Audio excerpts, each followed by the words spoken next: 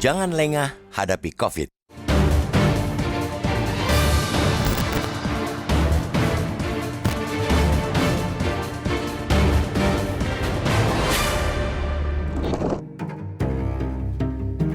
semua kondisi ancaman bahaya, kepanikan dan kelengahan sama buruknya. Keduanya sama-sama membuahkan petaka karena membuat kita tidak mampu mengambil langkah tepat. Dalam soal menghadapi COVID-19 misalnya, harus diakui kita cenderung lengah.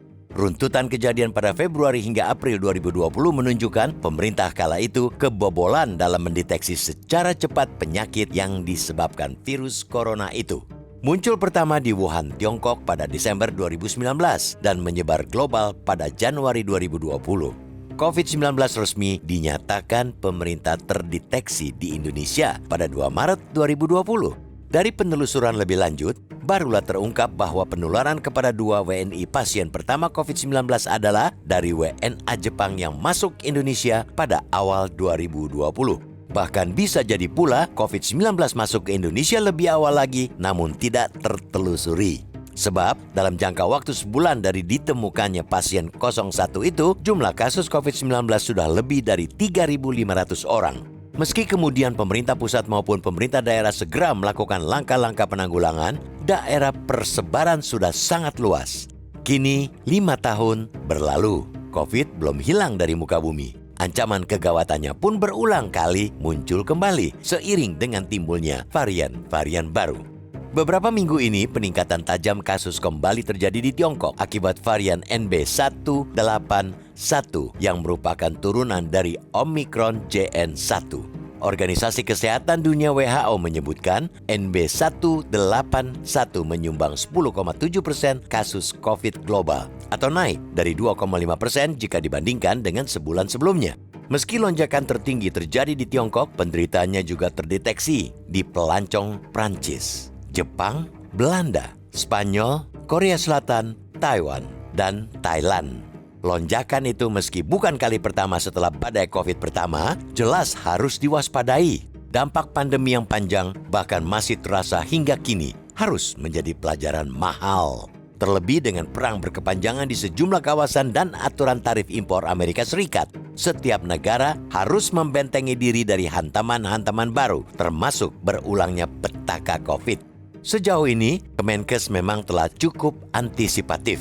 Kemenkes sudah mengeluarkan surat edaran tentang kewaspadaan terhadap peningkatan kasus COVID-19 pada 23 Mei 2025.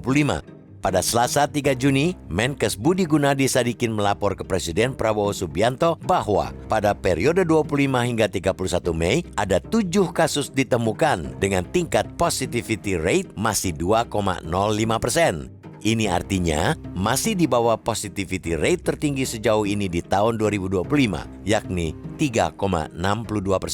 Berkaca dari itu, imbauan Menkes agar masyarakat tidak panik memang tidak salah. Kita pun memaklumi bahwa imbauan tidak panik sudah jadi bahasa formalitas pejabat.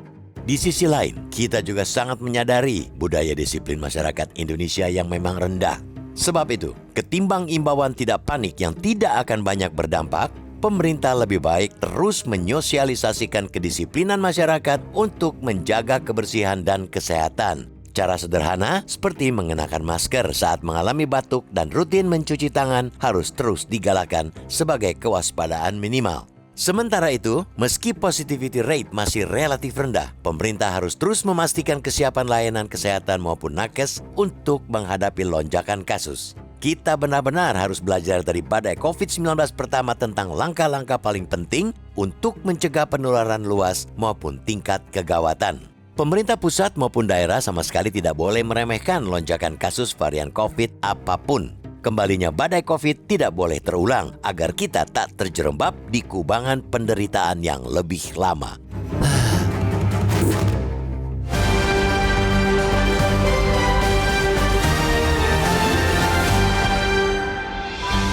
Jelajahi cara baru mendapatkan informasi. Download Metro TV Extend sekarang.